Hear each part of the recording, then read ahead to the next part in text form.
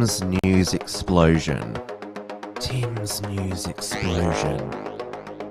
Tim's News Explosion. Tim's News Explosion. Tim's News Explosion. Tim's News Explosion. Tim's News Explosion. Tim's News Explosion.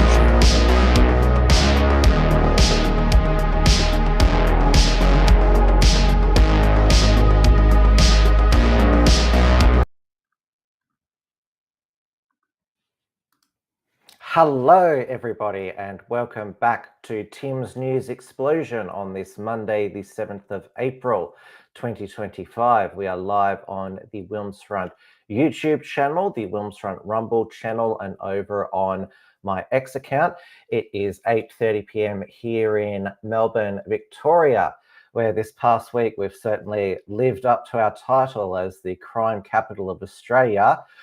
First, the biggest news story was on Friday. Australia's most famous gangster, Fat Tony Mockbell, is now back out on the streets after being granted bail to appeal his drug convictions for being part of the company drug syndicate. Now, despite him pleading guilty to those charges, his lawyer was Nicola Gobbo, aka Lawyer X Informer 3838 for Victoria Police. So she was informing on him, telling him to plead guilty. We had a royal commission, you'll remember, here in Victoria. Now, originally Victoria Police wanted to quash all of this, but this was appealed all the way to the High Court by the Herald Sun, and the High Court called this a fundamental and appalling breach of the barrister's obligations, because under our criminal justice system, an accused is entitled to have a barrister who acts in their interests. So the Supreme Court of Appeal, Justice Karen Emerton, who was one of the three who granted him bail to appeal because the evidence against him is tainted because some of it came from his lawyer, presumably. Justice Emerton said that Mockbell, he's now 59 years old, has a strong case that his conviction should be quashed. And the paparazzi, they were all outside the courthouse, ready for him to walk out, and it was like nothing had changed since he was last photographed, except he's a bit grayer now at 59 years old. So then they followed him to the shops, to church, his mother's grave. He's living at his sister's house in Viewbank, which is up in Melbourne's northeast. So his sister, Gowie Sad, she has also put up a $1 million surety, and she's pretty game to do that, given that Mockbell's sister-in-law, Renata Mockbell, lost her $1 million surety when he fled to Greece and was captured living under the fake name Stephen Pappas, and also wearing a fake wig. Now, his bail conditions include wearing an ankle bracelet, which if he cuts off, he will have breached bail, a curfew. A lot of Melburnians know about that already, and not having access to a smartphone. I don't think they were even invented when he was last on the outside. It was argued by his lawyers that he's not the same person. He's no longer a flight risk because he's got brain damage from a bashing in prison. And of course, Carl Williams, one of his alleged associates, was bashed to death in prison. So he's one of the few remaining and now free alive members from Melbourne's gangland War from the 2000s. He's been in 3 seasons of Channel 9's Underbelly, where he's portrayed by Robert Mamoni. So there was the original Underbelly, and then there was Fat Tony and Co., and then there was the Informer 3838. So Channel 9's probably rubbing their hands together. It's like, yes, we'll get another series. And also Robert Mamoni is probably thinking the same thing. Now, the night before, on Thursday at the Melbourne Cricket Ground, there was a massive security failure when 2 attendees were able to smuggle firearms into the ground, and it was only discovered because they were creating a disturbance in the stands, and so that is when police took action and found the firearms on them. Now, I haven't been to the footy for a while, but there is a first at the ground. There's a automated screening system which identified items of concern, and then there's a secondary manual screening, which a lot of these security guards are Indian these days. I remember when I used to go to the soccer and the footy, they were mainly Lebanese, and a lot of them, a lot of them, it seems like they got the job because their cousins had got the job. So I remember when I went to, I think it was the old Sydney football stadium, that death trap before they rebuilt it. I remember I had a metal water bottle in my bag. I forgot to take it out when I left my hotel room, and I knew that if I just placed it in a certain part of my bag, I'd be able to get it through security. I certainly wasn't aiming to use it as a weapon. So, but I was able to get that through. But yeah, a firearm is pretty big. Senator Slater, the moderator, says, but guns are illegal. How did they do that? Well, one of the men who had the firearm on him and he was arrested and remanded, Omar Salman, 21, from Roxburgh Park. He was already out on bail, and so he's now being charged with being a person prohibited from possessing a firearm. So he wasn't allowed to apply for a firearm license, possessing ammunition without license, and committing an indictable offence while on bail. And then there's the unnamed 27-year-old man from Broadmeadows. He was charged with possessing an unregistered handgun, possessing ammunition without license, altering the serial number of a firearm, and possessing a loaded firearm, possessing a prohibited item, and failing to appear on bail. So they were both, again, there's that word again, out on bail, which should basically be the number plate of Victoria, I think, these days. Out on bail. So this was called a extremely upsetting security breach. But of course, on the next game at the MCG on Saturday afternoon between Richmond and the Brisbane Lions, they overdid it, and there was massive queues. They turned into TSA. Basically, Thursday night was the MCG's 9/11. People were speculating, were they Carlton or Collingwood supporters? How could they be Carlton supporters when the team that night brought a brought a knife to a gunfight? Or they could be Carlton supporters when maybe they were planning to take out the Dacos brothers. So yeah, there was a huge line to get into the MCG on Saturday. I hope that everyone got in there before the opening bounce. But yeah, you don't want footy games to be like the TSA in the United States. And there was also a delay at the game at Marvel Stadium Saturday night between North Melbourne and Sydney because there was a malfunction in closing the Marvel Stadium roof. There was also a malfunction with the North Melbourne team in the second half of the game against Sydney. Senator Slater says, Mark, the Liberals are just as bad. There is no political solution.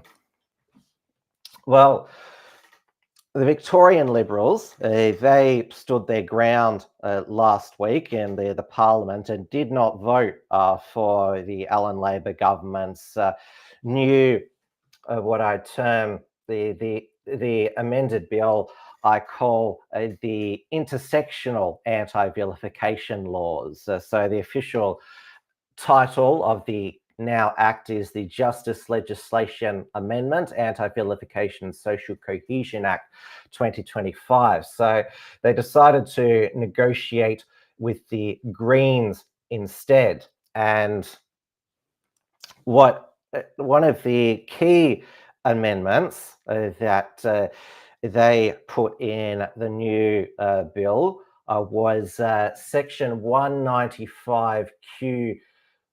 This is because it'll form part of the Crimes Act, which says that the Director of Public Prosecutions must take into account all of the circumstances, including the social, cultural, and historical circumstances surrounding the conduct that is alleged to have constitute the offence. Now, this has been called the Sam Kerr clause. It was actually Georgie Purcell of the Animal Justice Party who coined that, who voted for it. And so, according to the Greens, this will prevent the harsh new penalties from being used to punish the people they're intended to protect. So those found guilty of serious vilification, such as inciting hatred or making physical threats, will face up to 5 years in prison. And this includes race, religion, and is expanded to include disability, gender identity, sex, and sexual orientation. So presumably the Sam Kerr clause it'll make it so that nobody who calls a police officer or any other white person stupid and white will be prosecuted. So the Greens MP for Richmond, Gabrielle de Verta, said the clause will capture power imbalances and prevent misuse against over-policed communities. We know that First Nations marginalised communities are disproportionately and unfairly targeted by police. That's why we fought really hard for these critical changes to protect people experiencing systematic injustices and safeguards these laws from being misused to criminalise people who are already over-policed. So in Victoria, you can call a white person white trash or trailer park trash, and that won't be against the law, because even the lower socioeconomic and even homeless white people are considered the absolute, still much lower on the intersectional hierarchy than all of the new identity groups. Margot says a female should not be allowed to vote. Well, that might be considered a breach of these laws. And now we're going to get into the federal election campaign now, and let's start with the funny stuff. So first, there was union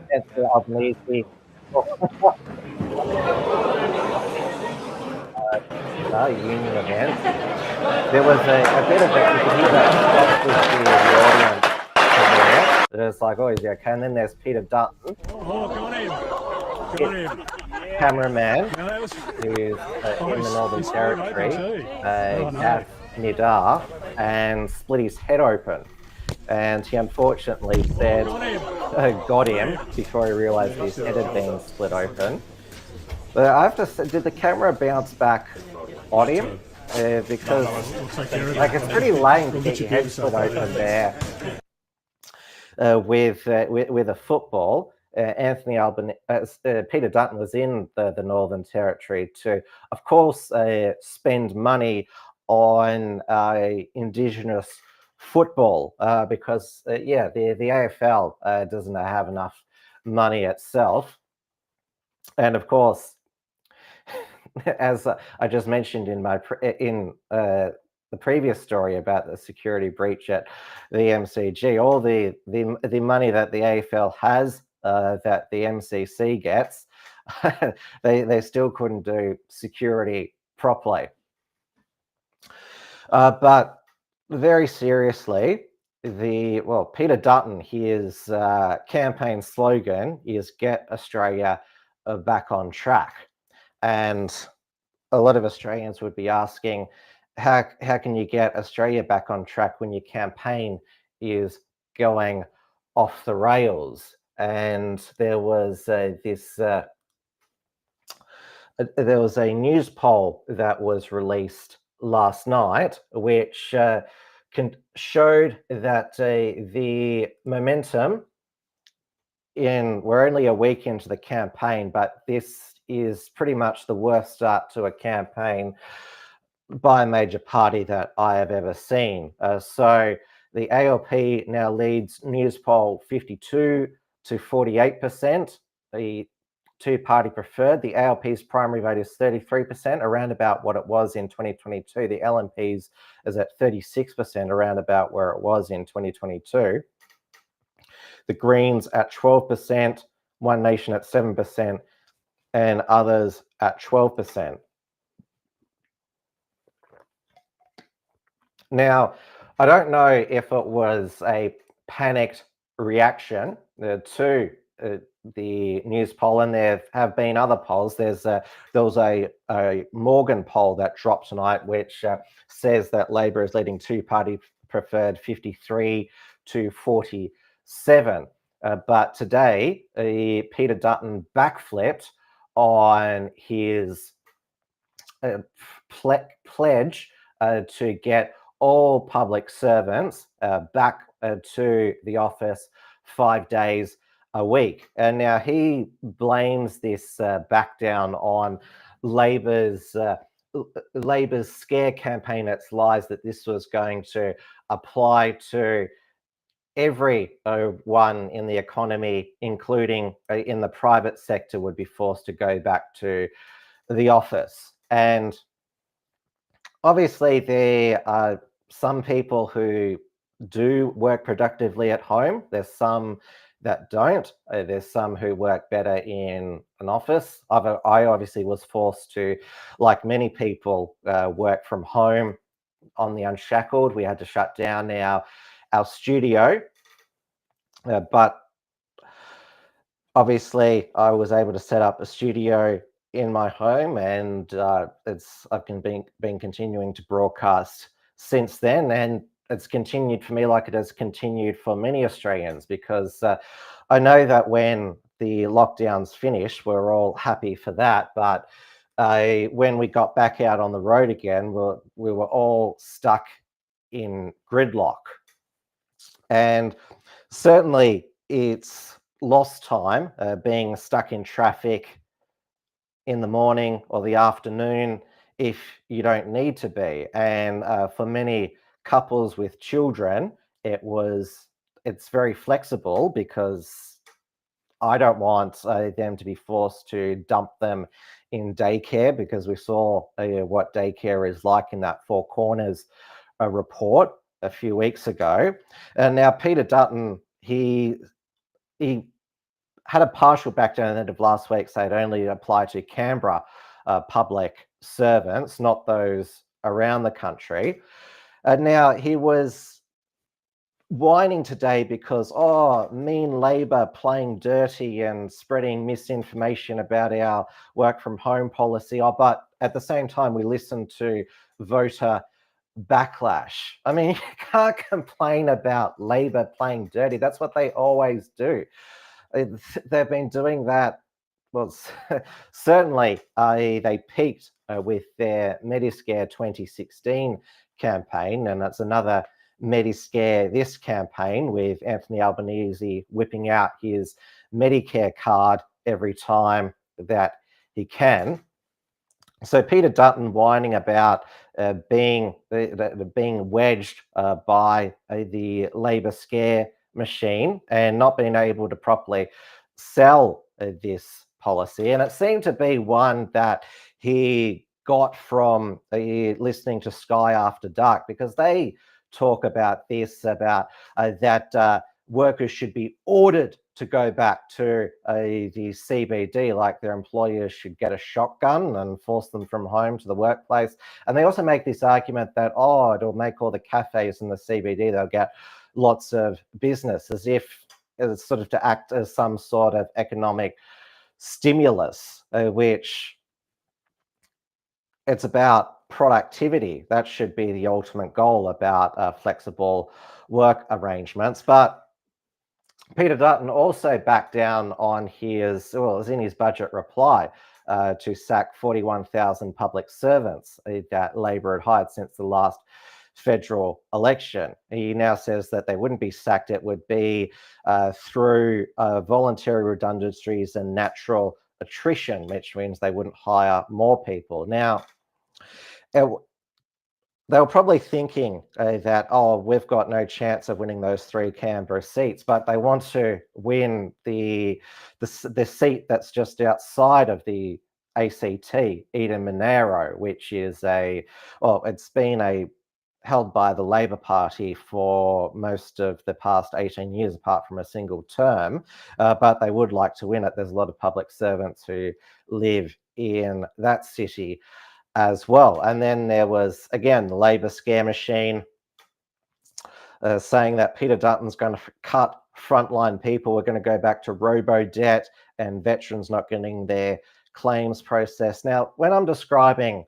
what's happening with the campaign and the blunders that Peter Dutton's making, I'm talking about, and I'll use a quote of Alan Jones, I'm talking about the way things are, not necessarily how I would like them to be.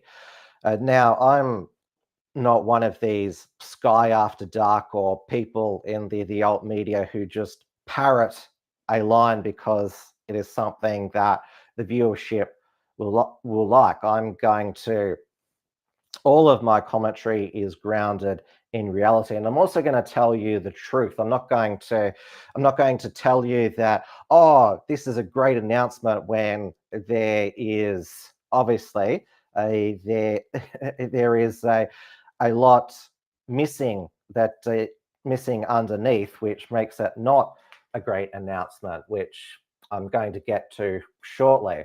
So there was the work from home, a backflip today, and it's highly embarrassing for a major party to backflip on a election promise that they only announced the month before. And then the Liberal Party disendorsed its candidate for Whitlam, which is one of the seats in the Illawarra near Wollongong, Benjamin Britten, for telling Joel Jamal that women shouldn't be in combat roles in the ADF. Now, he is ex-ADF, so he's speaking from somebody who served, but this was apparently too much for the woke New South Wales Liberal Party. He's now been replaced by Nathaniel Smith, who's a former New South Wales Liberal MLC, which I think is still a good candidate. He's a pro-lifer, but he'll probably be attacked for that because Peter Dutton slapped down Jacinta Price for talking about abortion. Peter Dutton wants to go nowhere near these culture war issues, anything that is considered Trumpian. He's running a million miles away from anything to do with Trump at the moment. So with a back down on a key policy, and as we'll get into very shortly, he's got not much other policies either, and this is why they're the first a Sky News debate tomorrow night. Well, it's called the Sky News People's Forum, but it's not really a People's Forum because they're supposedly undecided voters that Sky News has pre-screened, because if the actual people try to ask the leaders questions, they get thrown out by their Australian Federal Police detail. So it's a real fake People's Forum. It's more like a debate where instead of getting a question from a moderator, they'll get a question from a pre-screened undecided voter. So Peter Dutton, he's got to make a really good performance. There's actually going to be 4 debates that the national directors of the Labor and Liberal parties have agreed to. So Labor's federal director is Paul Erickson, and the Liberals is Andrew Hirst. So there's going to be this one on Sky News tomorrow night. Then there's going to be one on Channel 9, which that was the only entertaining debate from the last federal election, because Sarah Albo lost control and ScoMo and Albo just talked over the top of each other. It was really hilarious. The Channel 7 one was much more stuffy with Mark Riley. I don't know who they're going to get to do the Channel 9 one. It's probably going to be Mark Riley for Channel 7, or they could give it to Tim Lester, who's longtime Channel 7 reporter and back on the campaign trail. I wonder if he has a brother called Mo. And then there's going to be one on the ABC to be moderated by Insiders host David Spears. So the thing about these debates is that both Dutton and Albo will hope the other guy stuffs up. Now, Albo, of course, had a shocker of a first week last campaign, where on the first day he didn't know the interest rate or the unemployment rate was 6. Remember that? He stuck his tongue out. And then he got COVID and adopted the basement strategy of Biden for a week. He stumbled like Biden this week. But Anthony Albanese, he has performed well on the campaign trail. There hasn't been, apart from he's denied that he fell off the stage. It was just one step.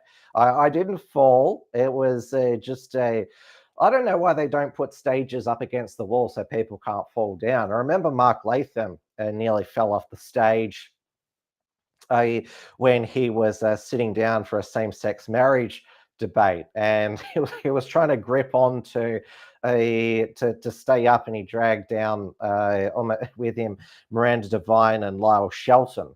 So they've really got to fix these stages. And then last federal election, Clive Palmer, during rehearsals for the United Australia campaign launch, fell off the stage and had to be rushed to hospital. Even though he had to be rushed to hospital, it was still hilarious to hear. I was disappointed there was no footage of Clive Palmer falling off the stage. You just imagine there would have been some almighty thud, like, what is it, like Snorkel, who's one of those the big fat Pokemon. And I was glad when I went to the Tucker Carlson Australian Freedom tour. I was glad that Clive Palmer didn't fall off the stage, and the whole rest of the show had to be cancelled. So I think he's better with stages now, Clive Palmer.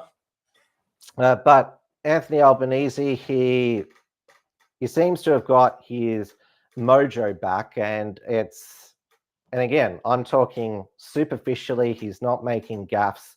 Dutton is the one who looks flustered and is all over the place. He's the one that's lost his mojo. So, and also Albo has got the election on his terms, on issues that he wants to talk about, health, because he always wants to talk about Peter Dutton's cuts to Medicare when he was health minister. When again, that's just what he says. Again, that doesn't mean that it's true.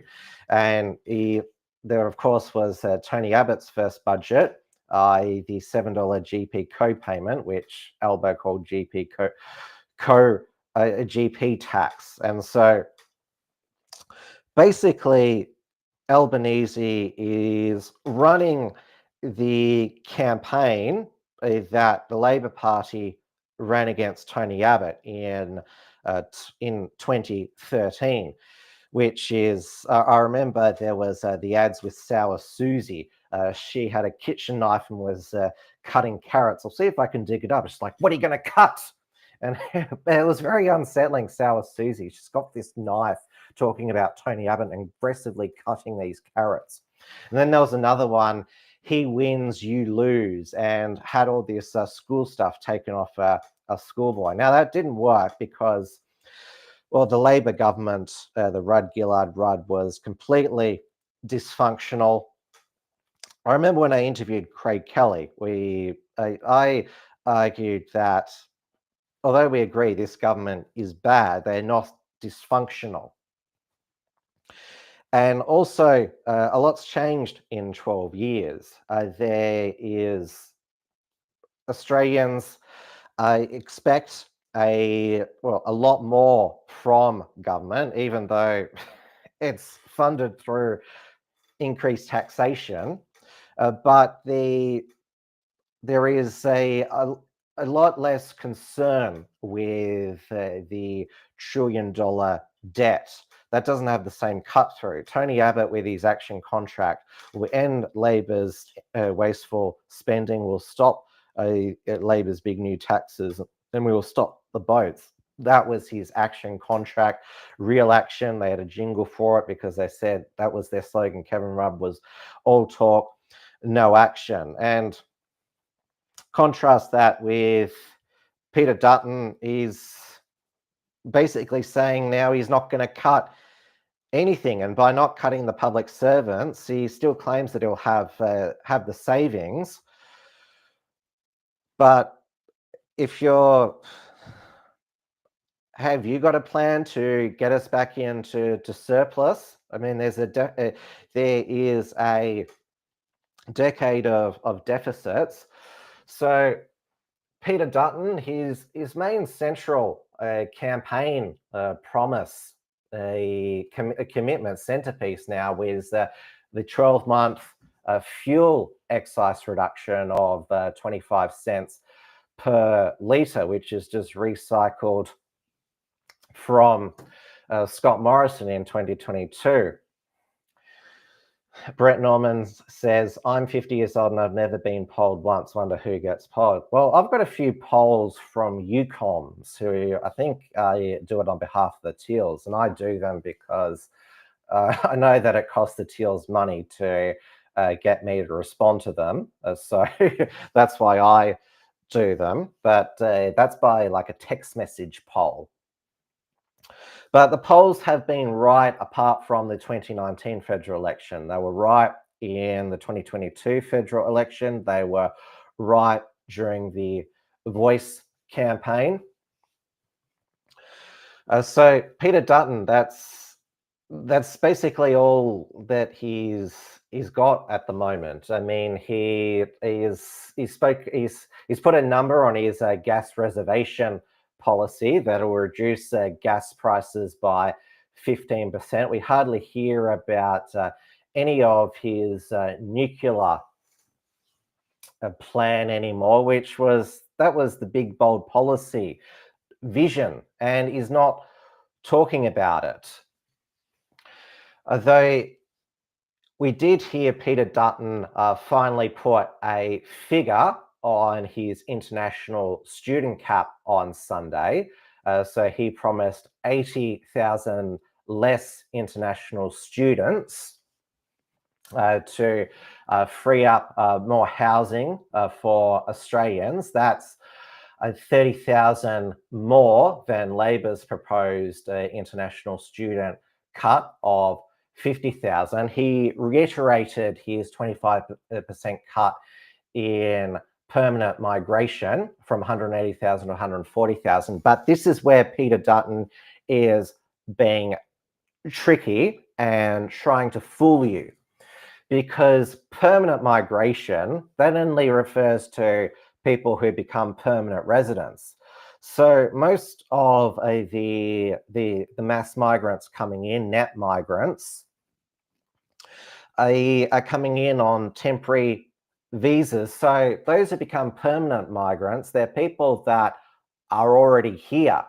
So, and Peter Dutton's already said that, oh, it's going to just be a temporary cut, and then we're going to basically ratchet it back up once we get the housing supply stable. Though Peter Dutton has said that he doesn't want house prices to go down. Neither does the housing minister, Claire O'Neill.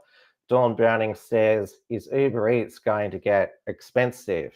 Do you order Uber Eats? I order on the app, but I pick it up because I'm not going to pay $5 delivery, and then there's a fee on top of that as well.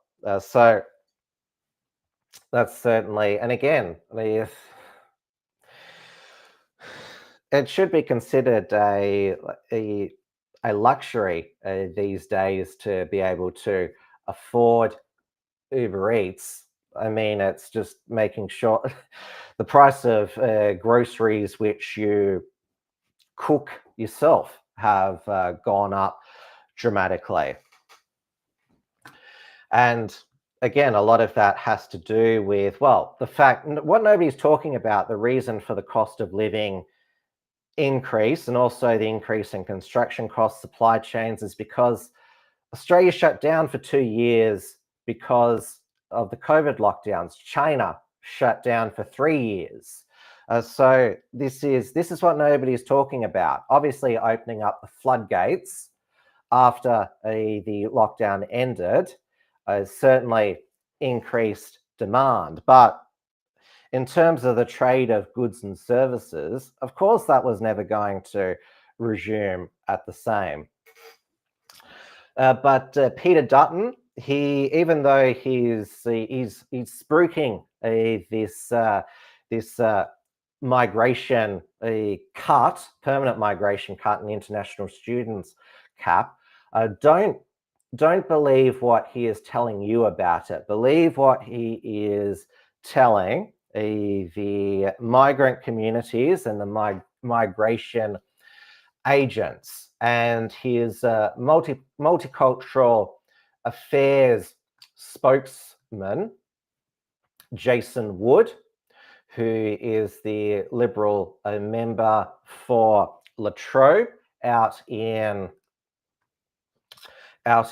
Berwick and Pakenham. It was reported in the Channel 9 newspapers that his wife, Judy Cheng Wood, is a half owner and co-director of Ferntree Migration that promotes cases where it has found a path through tight visa rules, and its website touts it as an expert advocate in the appeals tribunal. And you may see that Jason Wood, his multicultural outreach at a mosque last week led to a worshipper threatening him with violence.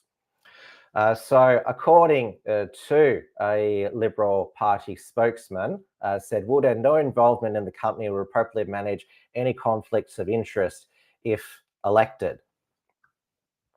And now Jason Wood went to India with Peter Dutton at the end of 2023, where he bragged about all the visas that he gave Indians to come to Australia. He visited an Indian ethnic family in their home last week.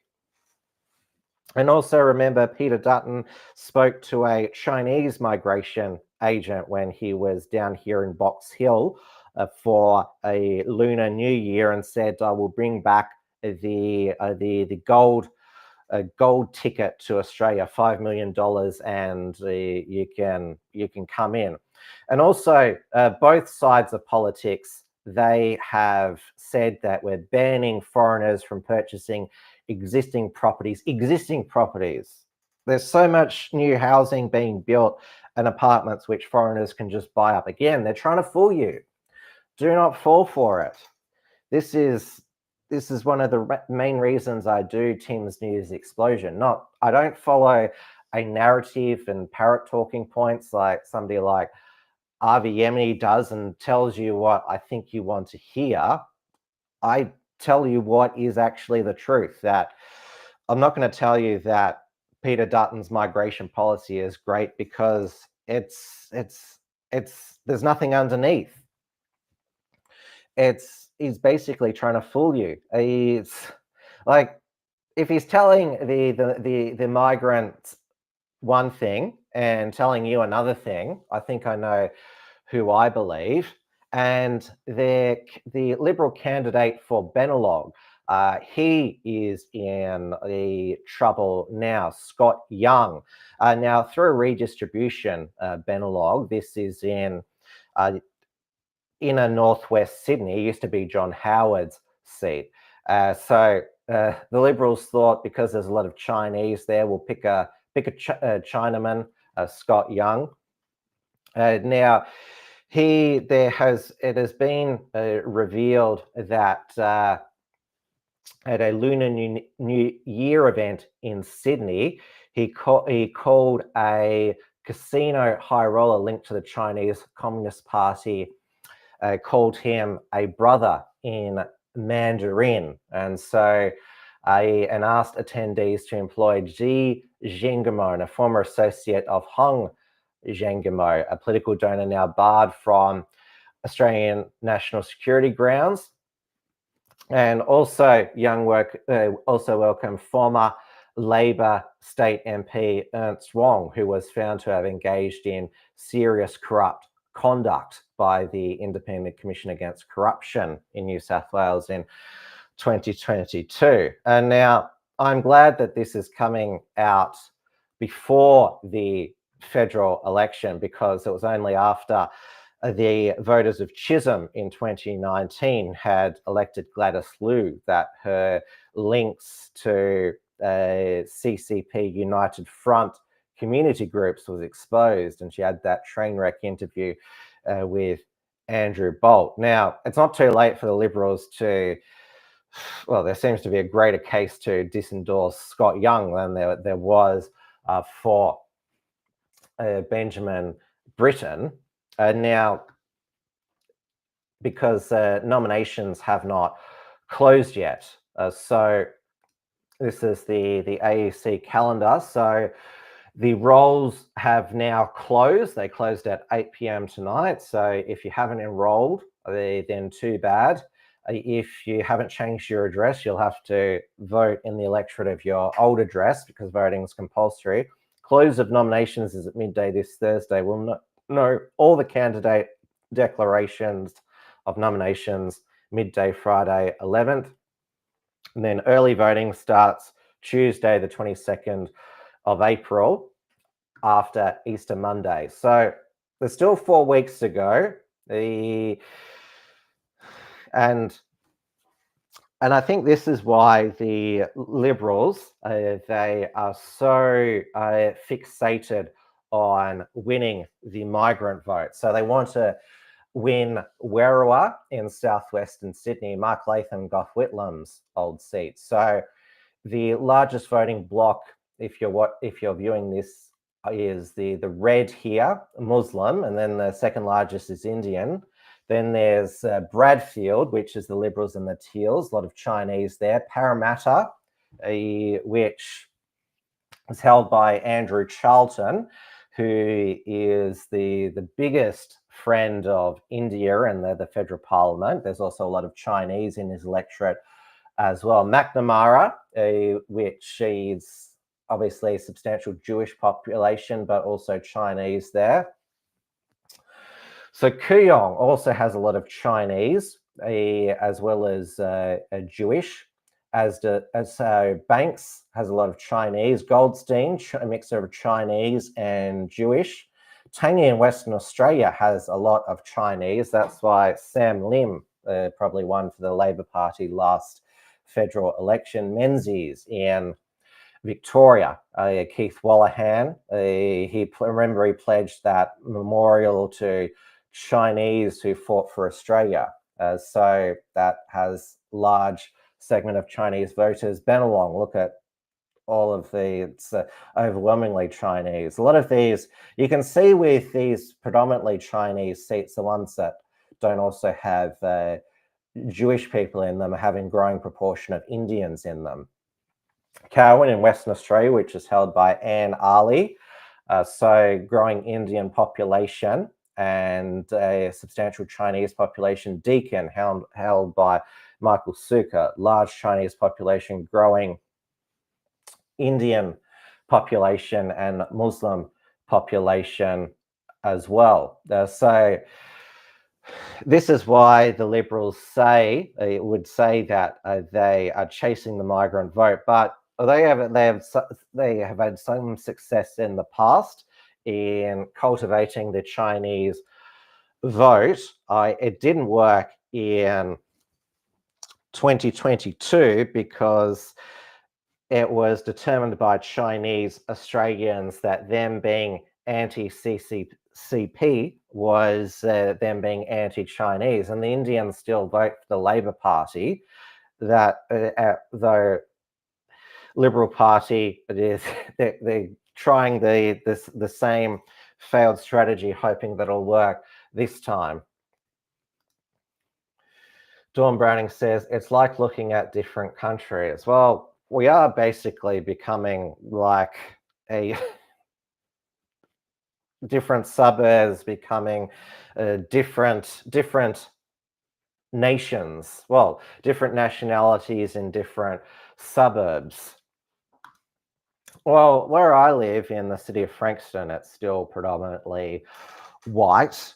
So it's the seat of Dunkley. So I would say that this, again, this could be the election where Australia enters the point of no return. That they're no longer that it's no longer considered the primary voting bloc white Australians. That they'll just all be chasing these different non-white Australian demographics. And Costamares, the Labor pollster with Redbridge, has basically said demographics are destiny. I almost got tongue twisted there. And he knows that this will benefit the Labor Party. The Liberals, they're failing at this because they're not voting for them. And we had, did anyone see this in news.com.au that young Chinese nationalists are now claiming they're having discussions on Chinese social media that China should belong to them, and they make part of their argument is that, well, the Chinese they landed in Australia before European, or as they term, barbarian sentiment. So we were actually the first settlers there, and also there's a lot of us here since the gold rush. And so again, this is, and they're also trying to feed into that we've got to overturn the century of humiliation, how that there was no more Chinese allowed into Australia after the gold rush and the enactment of the White Australia policy when Australia federated in 1901. And while this is just some LARPers on social media, they could become important CCP officials in the decades to come. Brett Norman says Indians vote predominantly Tory in England. That's probably why they're gunning for the vote. But India diaspora generally vote for free stuff. Well, Peter Dutton's trying to give them free stuff as well. So again, there's hardly any fiscal restraint from the Liberal Party this campaign either. And there was the Anthony Albanese and Peter Dutton, they did cross paths briefly when they were at the Daily Telegraph's, it was called the Future West Forum, so about Western Sydney, and it was moderated by Ben English, the scumbag who edits the Daily Telegraph, and he finished off with this word association game with Albo and Dutton. While Albo was concise, including when it came to migration, Dutton, he wanted to have 100 words to talk about migration, how we still like migrants, but we need balance. Migration.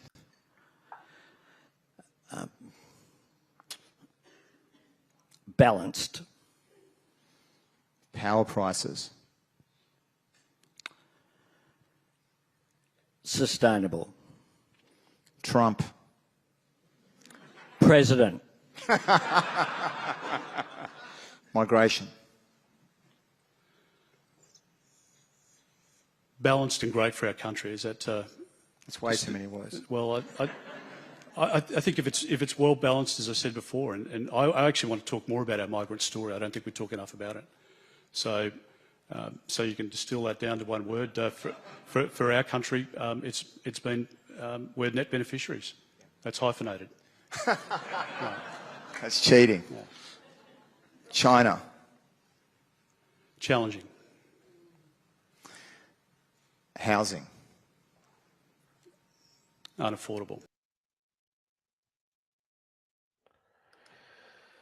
Well, Peter Dutton will need to be more concise when answering questions at the Sky News debate tomorrow night. He basically wanted to have a whole essay speech when he was just asked to describe migration in one word.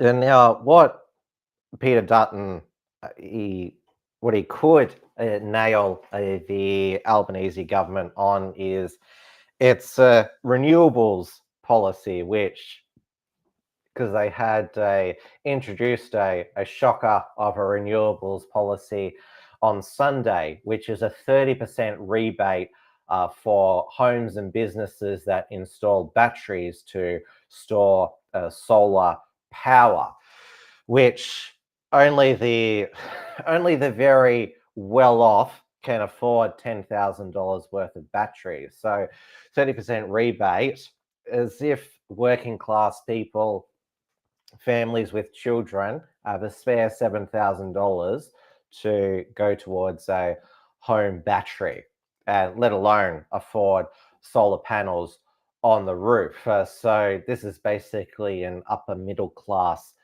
subsidy. And this is something that Albanese and they've totally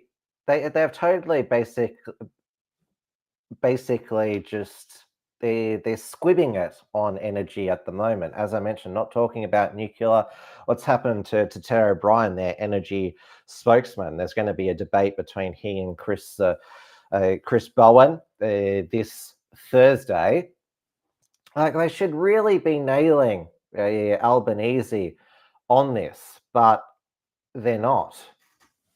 And one of the reasons that we're probably going to see the Liberal National primary vote decline is because they're basically, in an effort to please everybody, are going to be pleasing nobody. I mean, the libertarian nationalist right on X are extremely despairing at the Dutton campaign. It's more just putting our hands in our face. It's been that just so much of a disaster. So now I've smudged my glasses doing that. But yeah, it's basically, to use a football analogy, the Liberal campaign has been going as well as Carlton's AFL season so far. Huge anticipation, expectation, and they've just fallen apart in the first part. And there's still 4 weeks to go. Again, Albo could make mistakes, but he's on a roll. And obviously, there are a number of centre right, freedom, nationalist parties that are on offer.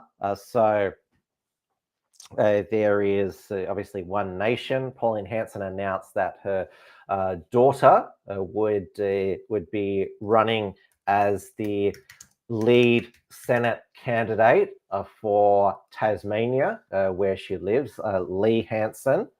Bob Katter's Australian Party, which is pretty much a North Queensland party now. He's got a new beer, Patriot beer, but you can only get it in North Queensland.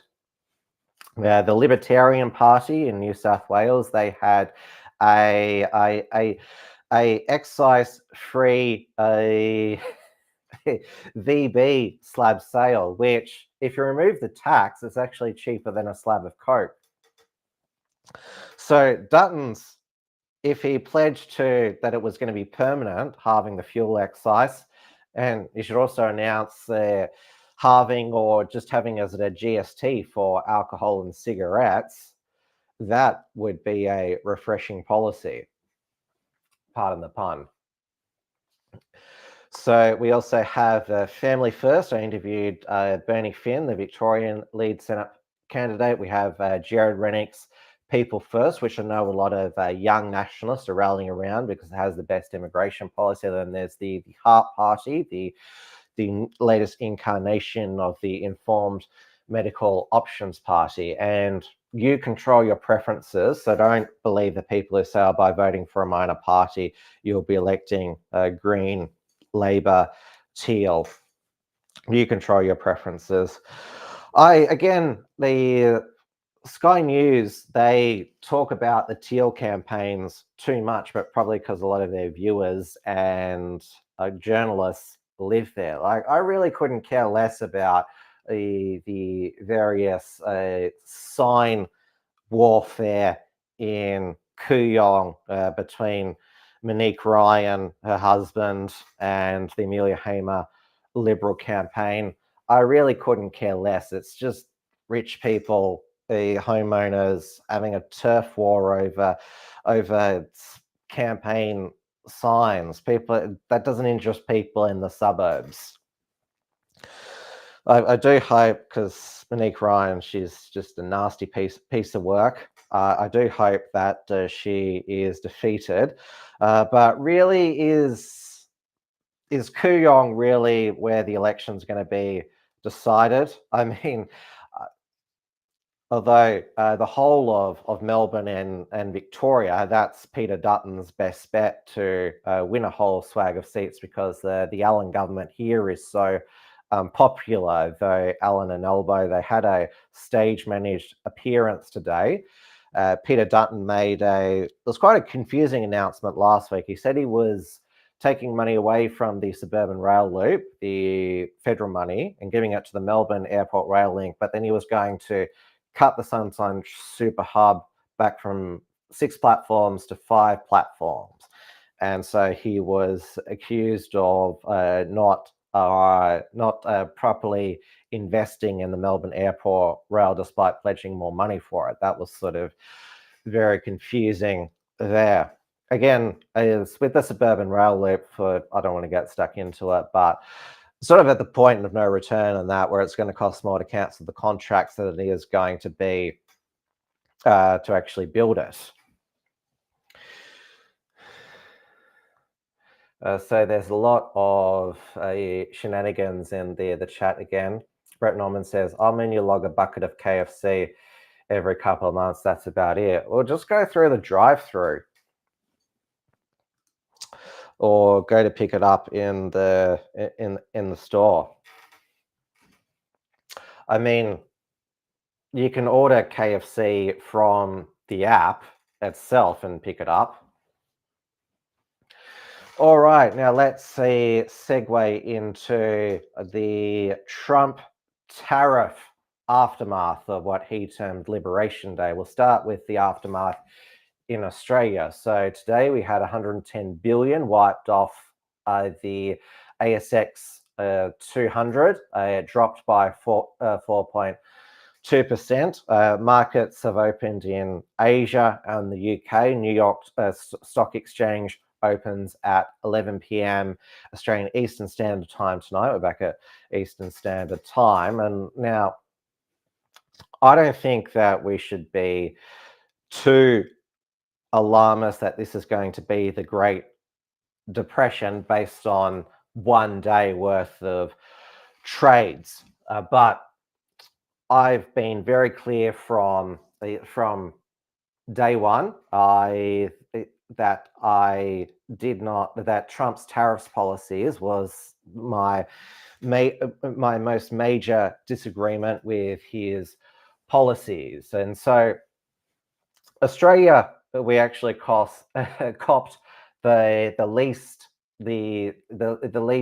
tariff, the standard tariff of 10%. Though we also slapped it on Norfolk Island and our Antarctic territories where only penguins live. Apparently that's going to be some loophole where we're going to send import-free exports to the United States. I don't think our governments had ever even heard of it.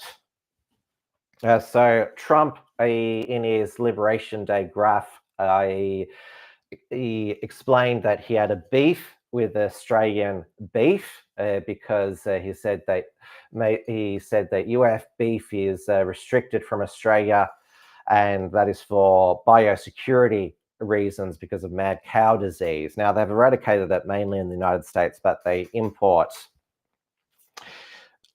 the import into the United States where they could potentially export to us a beef from the Americas, which does have mad cow disease.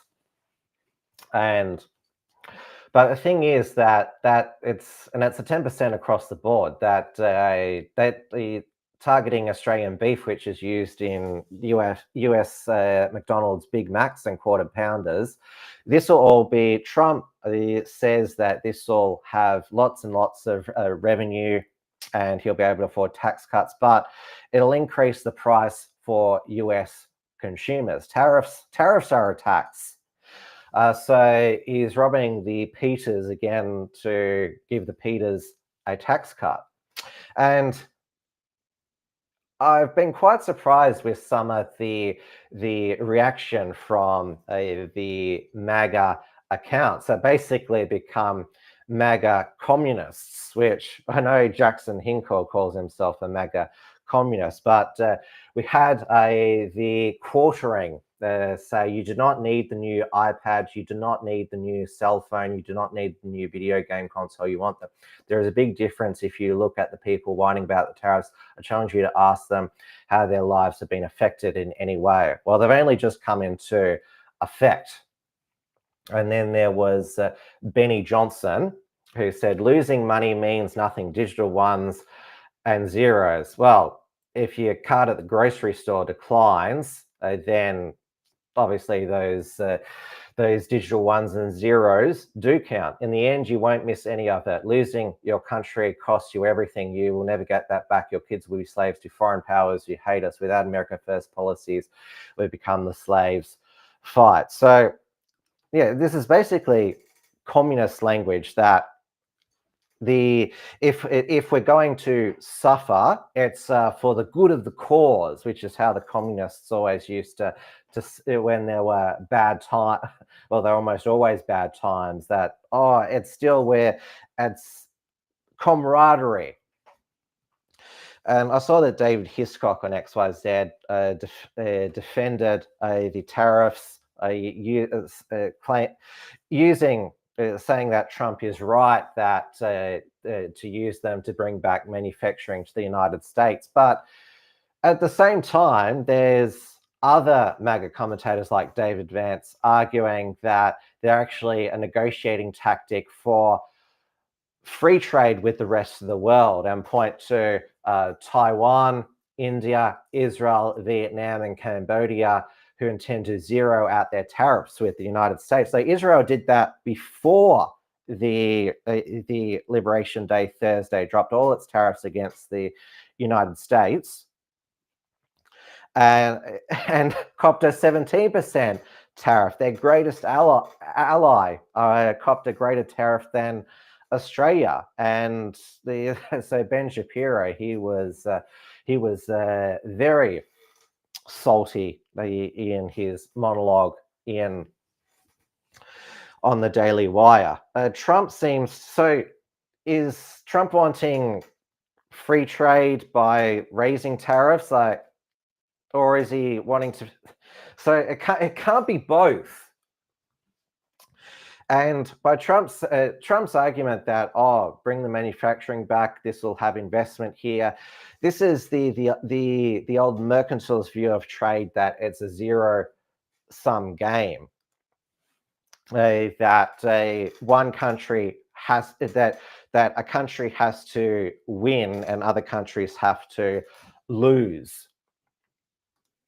Dawn Browning says, some of the USA cattle get raised out of USA, get fattened and butchered in the USA. Look at the percentage on your next pack of so-called Aussie.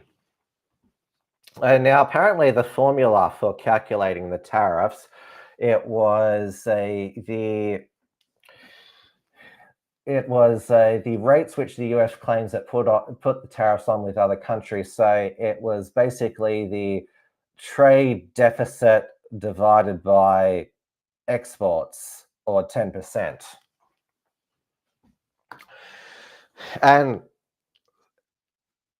so Trump automatically, like with some countries, you're going to have a trade deficit and trade surplus based on what your comparative absolute advantage is, if you've ever studied an economics course. So I'm a free trader. I believe that it has made the cost of living, the standard of living in the 21st century overall higher. I mean, there's no way like obviously the technology wasn't around 40 years ago for me to have a home studio to broadcast to you, but it is now free trade, I say, is different from the free movement of people. That by buying goods from other countries, we're not buying the people and they're not coming with us like it is with international students. So the fact that professional broadcasting is within, I'm able to do it today. And I saw Joel Davis attacking like it all comes down to, they say, oh, it's we're all becoming consumerist slaves. Well, he's broadcasting it through the World Wide Web, where Telegram is not Australian, it's Russian. I know Trump said he'd implement tariffs, and he is trolling, that is all. Well, except that... Shut up, Alexa.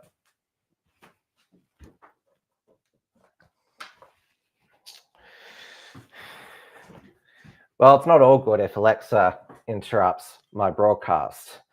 But I know that Trump had tariffs in the first Trump administration, but they were nowhere near on this global scale. And Trump, he ran on saying that inflation would vanish and usher in a new era of prosperity. Tariffs will increase the costs of goods. And there are many countries who will not capitulate, and China has announced reciprocal tariffs. And I remember when China sanctioned our lobster and wine and had their list of 15 demands, we said, fine, like, you don't want our lobster and wine, we're not going to cave into it.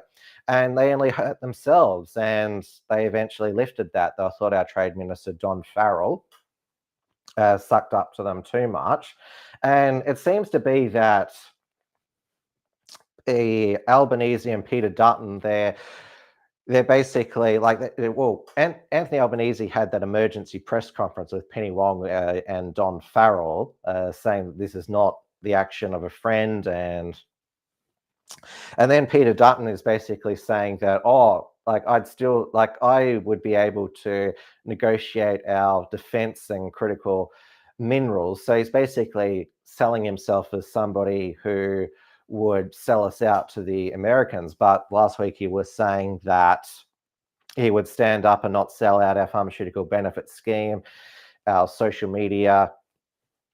Well, that's a bad policy, social media restriction, and news media bargaining code. So saying that I give them what they want, but I'm not going to compromise on these. Yeah, what actually resulted is that there was a huge flood of lobster and wine, and everyone could afford lobster that Christmas. So yeah, we might get some cheap Big Macs and quarter pounders ourselves. Our beef is it is the best in the world, and unlike other countries like the United States with farm subsidies, the European Union, which protects its agriculture, our farmers stand on their own 2 feet. It's completely deregulated. Australia and New Zealand, agriculture, dairy, no subsidies like in the United States. In fact, the reason why the US puts high fructose corn syrup in its Coke, because instead of cane sugar, is because of farm subsidies distorting the US agriculture market there. I think our response should be unilateral free trade with the rest of the world, because that will benefit us. And if you want to bring manufacturing back to Australia, the biggest impediment is government. I mean, I can't believe that there's still a coal and gas companies that want to invest in Australia. We had Tanya Plibersek. She blocked that gold mine in New South Wales. She's dithering on that northwest offshore gas project. The cost of energy is what I would say is one of the main things that finally was the death knell of the car industry in Australia, but it was only surviving on government subsidies. And other countries subsidize their car industry and their airlines. That's taking things from productive parts of the economy to the unproductive parts of the economy as well. So that's all protectionism does. You might get full employment, but people are not being productive. I mean, it's the old Keynesian, like, you pay people to dig a hole and fill them. I mean, again, the big build, that's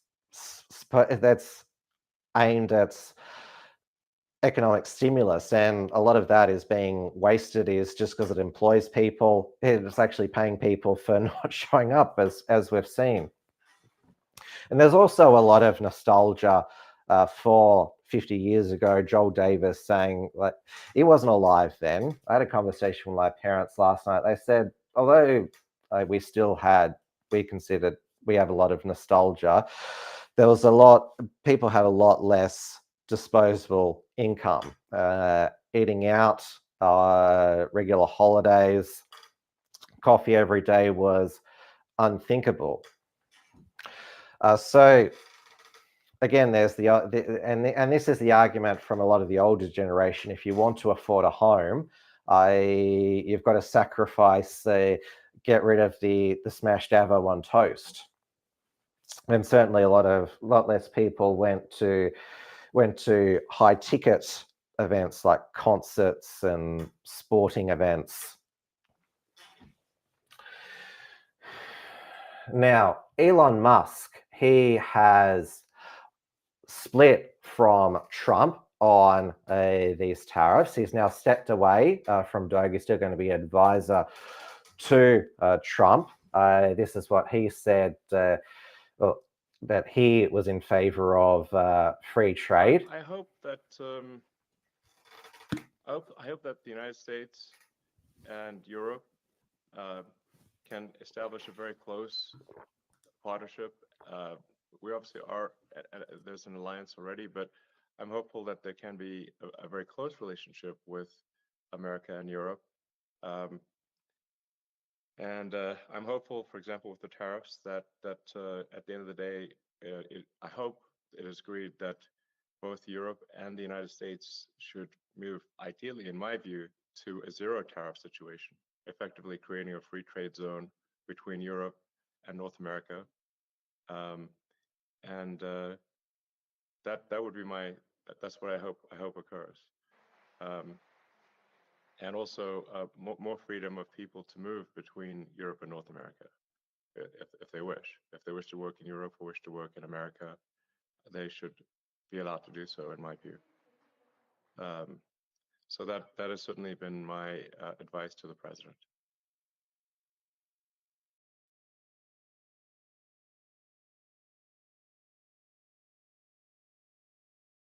Though I disagree with Musk lumping in free movement of people with the free movement of goods and services. I mean, just because something is made in China, Vietnam, doesn't mean that we become China and Vietnam. Well, but if we import people from China and Vietnam, as has been happening over the last 40 years, then Australia does become a bit more Chinese and Vietnamese. Now, I don't know if Musk is stepping away because he wants to focus on business. He was one of the targets of the hands-off protests, which were in cities all around the United States against oligarchy. And it's always funny they chant, "This is what democracy looks like." Democracy was last November. Like, sure, yeah, of course you have the right to protest peacefully, which involves not setting Teslas on fire. And Pam Bondi, the Attorney General, is looking at 20-year prison sentence for the Tesla terrorists that they've caught. Which it's good. It's been good that they are getting them, and these deranged leftists should learn that there are consequences, because remember, under the Biden and the first Trump administration, Antifa terrorists were just rampaging through the cities of the United States with impunity. And the latest hard border control from the Trump administration is that the visas of South Sudanese in the United States have been revoked because their new government is not cooperating with repatriation. And this is something that Australia passed in the aftermath of the NZYQ, that the immigration minister has the power to ban travelers from a country such as Iran, since they don't accept people who refuse to go back. And this is obviously a problem that Australia is currently facing, that a lot of temporary migrants try to claim refugee status, refuse to go home, and we're stuck with them. So I saw a lot of nationalists on X say that, hey, Australia, well, Trump administration has shown this how easy this is, but as we are finding out that a lot of the current generation of South Sudanese, including the youth gang members, are born in Australia. So Deng Pal, who I interviewed on Wilms Front a couple of weeks ago, he was a South Sudanese who was born in Australia. He's never been to South Sudan. And Gout, the sprinter, he was born in Australia. So that certainly that ship has sailed for Australia. We're stuck with the South Sudanese, the good and the bad. Although Gout got beaten by a white Australian, Lachlan Kennedy. So white Australian men can still beat black Australian men. I don't know, maybe Gout's Christian cross was weighing him down because he wears it even when he runs. I was sort of like, I mean, obviously he's proud to be a Christian, but if it slows you down in the sprint. Dawn Browning says Elon's mum is Canadian Saskatchewan. That's not how you write it, but I think I pronounced it wrongly. So if Canada joins America, is Elon eligible to be president? Well, now you're segueing into the Trump. He's the one of the figures in the background of our election campaign, but he's front and center in the Canadian general election campaign. They go to the polls on April 28 because he has said that he wants Canada to be the 51st state of America, still wants to acquire Greenland. This is why I think these young Chinese nationalists are thinking, hey, if Trump's wants to annex Canada and Greenland, why can't we take Australia as well if empire is going to be back? Now, let's go over to the UK, where Keir Starmer has announced that the Adolescence documentary, as he calls it, again, it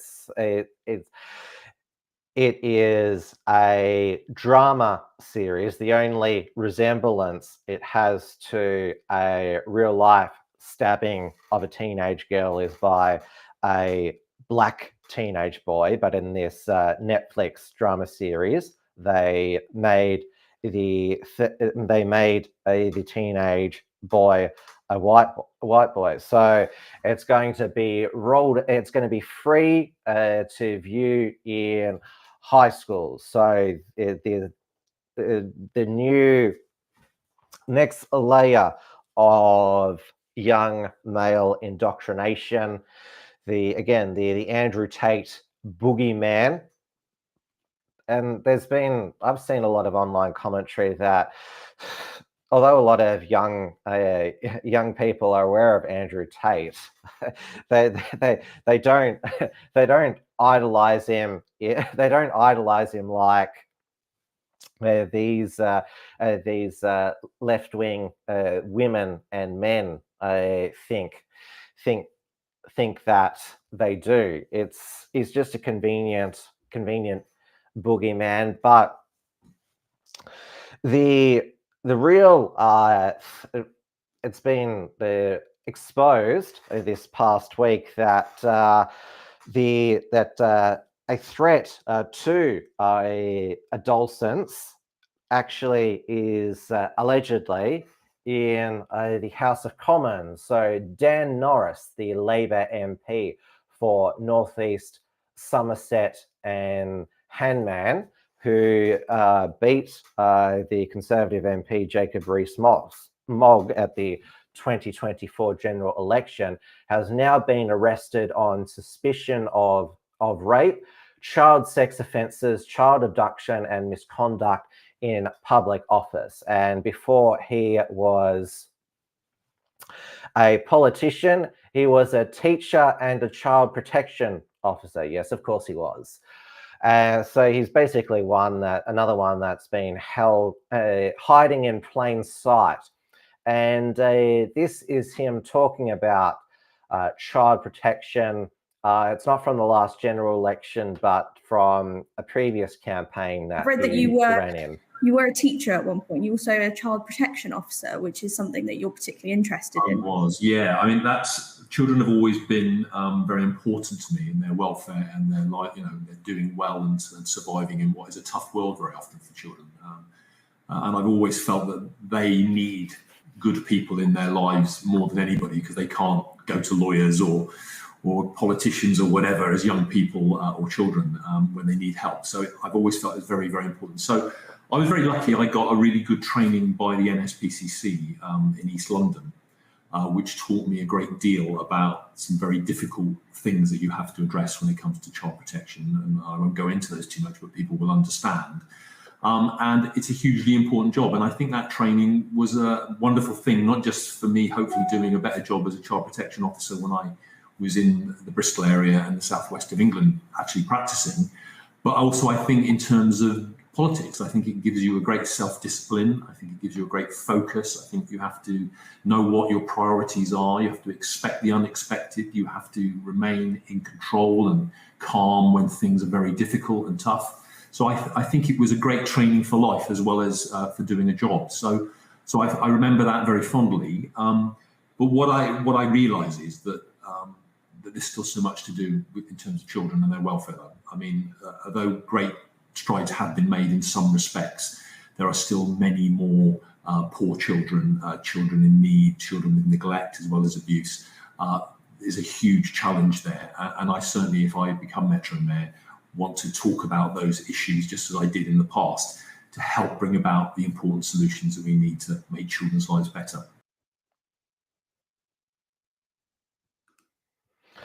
Now, he's only been arrested. He's been bailed. He's had the Labour whip suspended. So he's only accused at this stage, but there's already a long list of Labour politicians who've been convicted of child sex offences. I'm not sure. It'd be a bit of a competition, the length of the list of child sex offenders between the Labour Party and the BBC. Now, there is already a serving Labour MP who is in prison.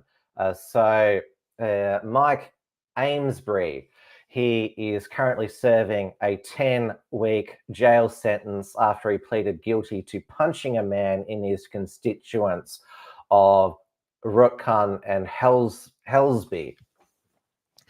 So they call meet and greet with constituent surgeries. So he was, it seemed, in that situation, he was punching one of his constituents into the NHS surgery.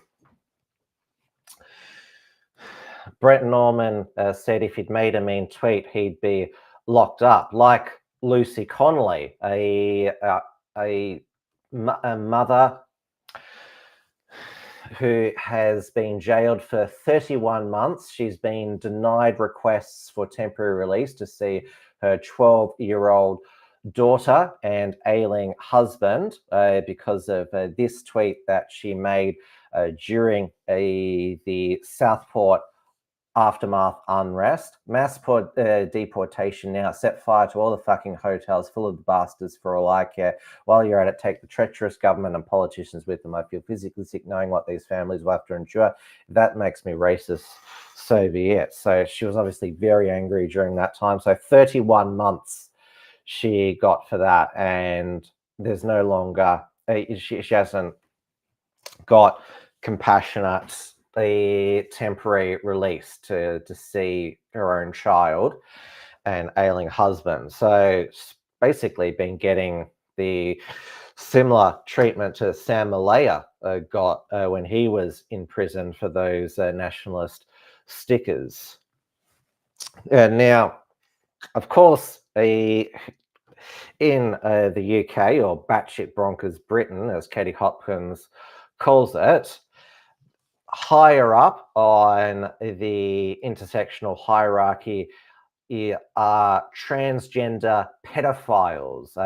They are above black women, as evidenced by this next story. So Jennifer Malay, a 40-year-old NHS nurse born in Uganda, she has been suspended for misgendering a transgender pedophile who now identifies as a female.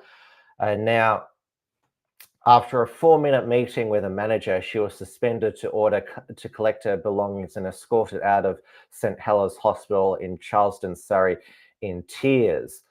So the nurse has been told she faces a potential investigation over potential breach of patient information because she's spoken to the media. So what happened is that she refused to call this transgender pedophile by their preferred pronoun because it's against her religion. The pedophile is only allowed to be known as patient X, pedo X.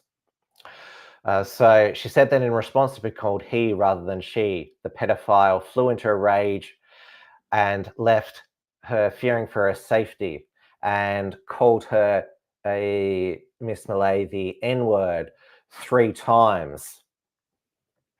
So there we have it. Transgender pedophiles, they are higher on the intersexual hierarchy in the UK than Black African nurses. So I wonder if under Victoria's new intersectional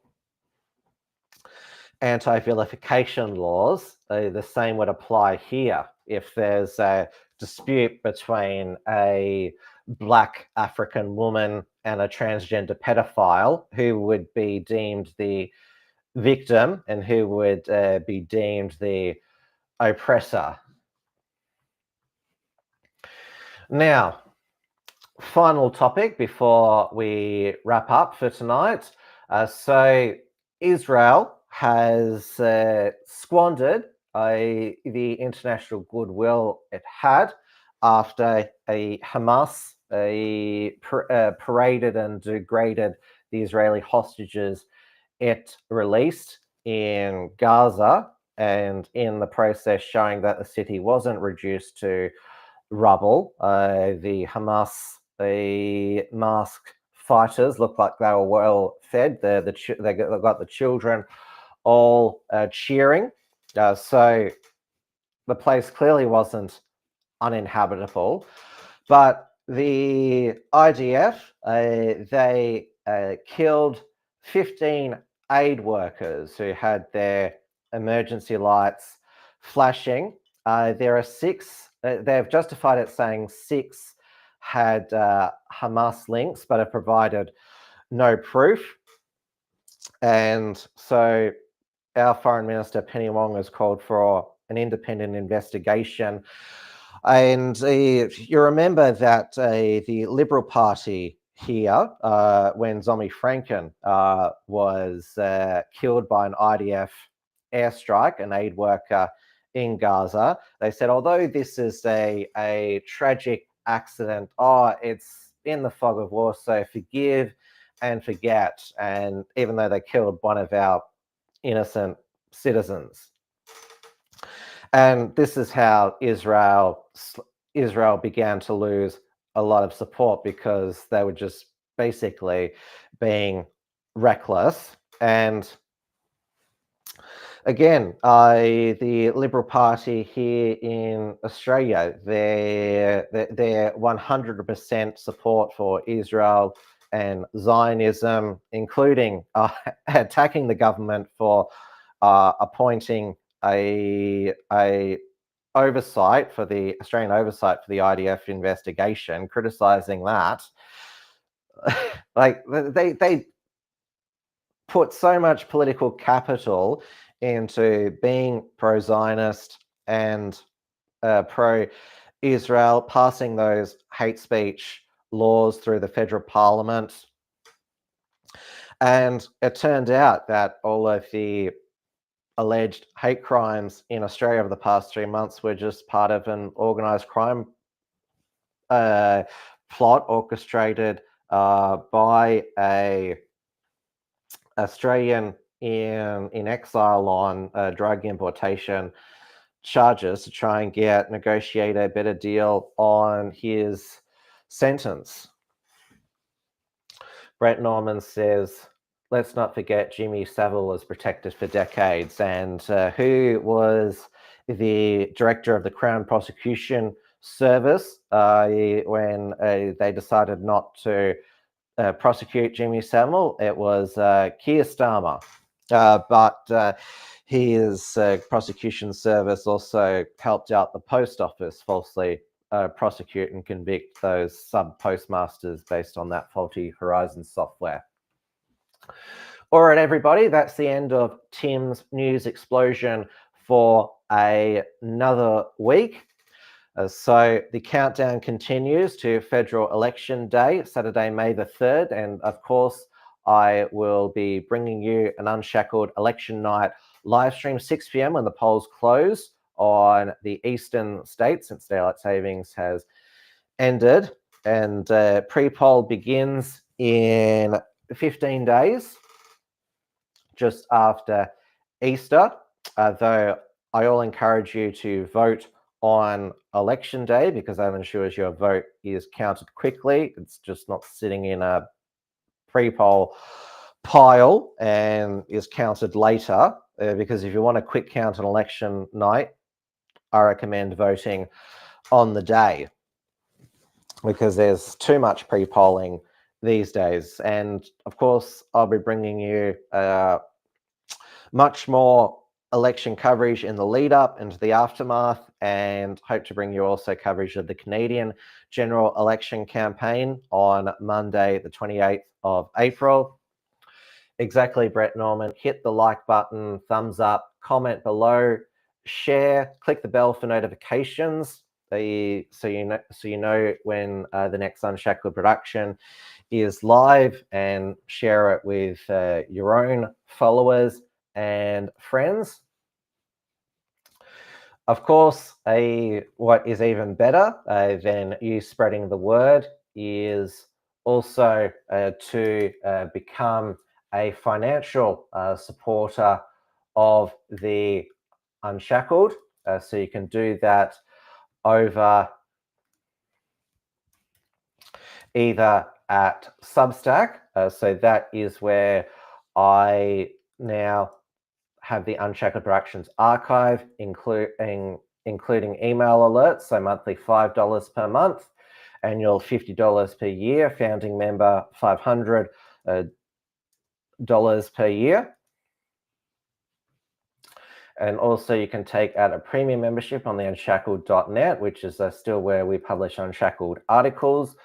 So you can bronze $5 per month, bronze $50 per year, silver $10 per month, $100 per year, gold $25 per month, $250 per year, platinum $50 per month, $500 per year. I've put the links to both of those in the live chat. Now, I'm not on Reality Check Radio this week with Paul Brennan, but it's certainly something that you should check out. Now, Dewey Jabor, my former Trad Tasman Talk co-host, he hosts the dialogue on RCR, and I also had on Wilms Front last week, I had William McGimpsey of the Zeitgeist NZ to talk about the scandal from the New Zealand Greens involving its non-binary MP Benjamin Doyle and his disgusting Bible Belt Bussy Instagram account featuring children. So although that was quite a disturbing episode, this is who can end up in Parliament, and we've seen who some of the MPs that have made it into the British Parliament last year elections have consequences. I will be releasing a final report from Richard Wollstonecroft during the week, and then I'll be recording some fresh reports with in the aftermath of the Trump tariffs and the federal election campaign. Thank you so much for watching. I'll let you know when I've got my next Wilms Front guest lined up. Stay tuned for that. Make sure that you, if you're not on subscribe to Substack, Telegram, Gab, my X account, Wilms Front, and also Facebook. as well. Thank you so much for your company once again. Stay safe, stay sane, stay free. Don't panic with the stock market. And it's been a bit of blackpilling tonight, but I think we still need to look on the bright side. And we also on this show as well, also try to have a bit of a joke as well, because what's life without that as well? If you can't laugh at some of the crazy stuff, then you're just going to be depressed. So take care, everyone, and good night. Tim's News Explosion. Tim's News Explosion. Tim's News Explosion. Tim's News Explosion. Tim's News Explosion. Tim's News Explosion. Tim's News Explosion.